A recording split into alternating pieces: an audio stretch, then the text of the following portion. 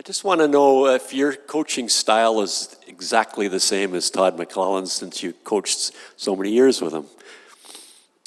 No, not in any way. When I made the decision to go down to Bakersfield to become my own head coach, it was with the intent of one day becoming an NHL head coach, and I knew right off the bat that the only way you can do that is by being yourself, bringing the qualities that you bring to the table. Now, have I learned from some of my influences? Yes, for sure.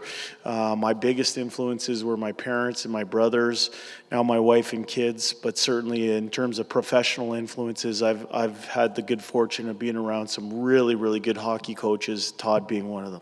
You haven't used the word red rotten yet. That's Todd's favorite line when the team plays poorly. Might have invented that one. Was your first job in pro hockey? Had you coached anywhere else before? Yes. Tell me where. I started coaching when I was 13 years old, Matty. I was a assistant or junior instructor at the Seneca College Hockey School, which at the time produced not only a lot of really good players, but a lot of people in the hockey world came through that program. And I remember being influenced by some really good instructors. And I knew that as I got into that age of being 13, 14 years old, that I wanted to be around that program for a few reasons. One, it was a good summer job. Two, I had a passion to pass on my love of the game to the next generation of players. And number three, it had the best skate in Toronto. So as a young hockey player, I knew that I was going to be around some good players to skate in the summertime with. Most people get a summer job looking after playgrounds or a paper route. You got a job coaching hockey. How did you didn't answer an ad like? No. Typically how that worked was you had gone to that hockey school and you'd been identified as someone that maybe would have an interest in starting out and learning how to coach the game. I can tell you that I still have calluses on my hands from all the skates that I tied as a young man, and that's usually where you start out in that field. It's an entry level thing. You're tying skates, you're learning how to behave around older people, and learning a solid work ethic, and just kind of came up through that hockey school program of grassroots teaching the game, and I think it served me well in my own professional career. Who was there coaching? But I remember when I was a young man, some of my best instructors were guys like Adam Graves, a former Oiler. One of the people who ended up running that program was a guy named Steve Spott, who's an assistant coach with the Vegas Golden Knights. He ended up playing college hockey with my oldest brother, and he ended up weaving his way through the coaching world in his own right. And just a lot of really good people came through that program, and like I said, I'm fortunate that that's where I got my start. And as I said, I would say that I've been a coach since I've been 13 years old. Just one question about the game tomorrow night. We made a big deal of the Oilers playing Calgary and how it was a measuring stick, but this really is a playoff vibe game tomorrow because one team's got 81 points, the other team's got 79. So how do you assess the matchup?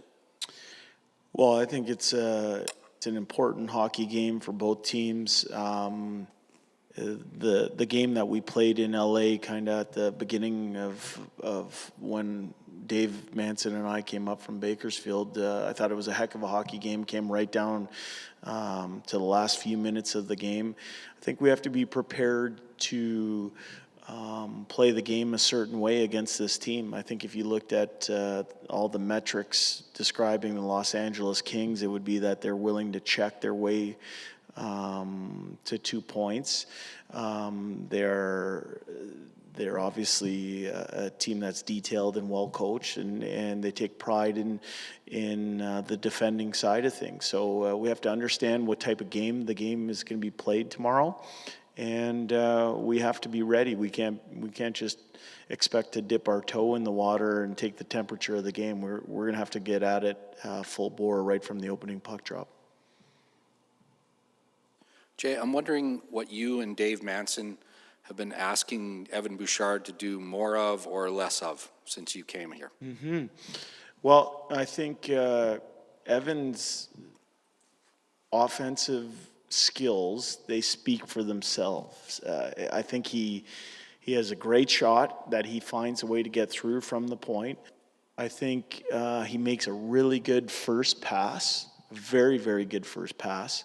He transitions pucks quickly in the neutral zone, puts it on our forward sticks.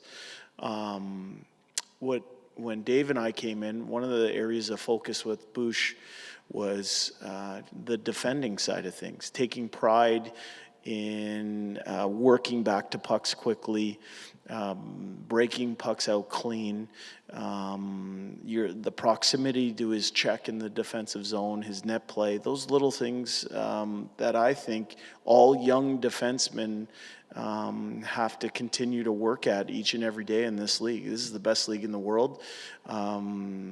And I think Bush is taking some positive steps forward here over the last month or so.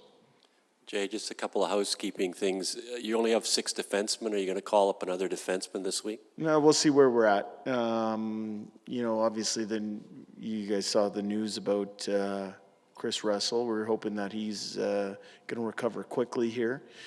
He's in good spirits. I've been in contact with him. He's in good spirits, but we'll just let that play out on a day-by-day basis right now. And it appeared that Mikko was in the starter's net. Will Mikko be playing tomorrow? Yeah, Mikko Koskinen will be our starter tomorrow night. And you sat out Zach last game and Shore. Yep. You won the game. Are you one of those coaches that say, okay, we won the game, we'll just play the same lineup again?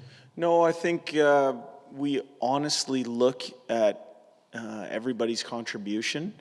We go over the game with a fine-tooth comb, and as we process it, we talk about it as a coaching staff. We haven't made any decisions lineup-wise for tomorrow night in terms of who's in, who's out just yet. But the situation we're at is we have 14 NHL caliber forwards. We think our depth is one of our strengths, and we're going to continue to use it as we work our way down the stretch. One last question. No Doughty on their defense. So how does that change things when you're playing against a team where you're used to seeing a guy play 25 to 28 minutes a game? Well, they've not had Doughty here for the last little while, and they're still finding a way to compete and win games. He's obviously someone who's one of the top defensemen in the world. Them not having him, that's their issue, not ours. Our focus is on our team and the way we want the game to be played. And I can tell you that that's where our attention was today, and we had a good practice, and we're going to be prepared to play a good team tomorrow night. Thank you.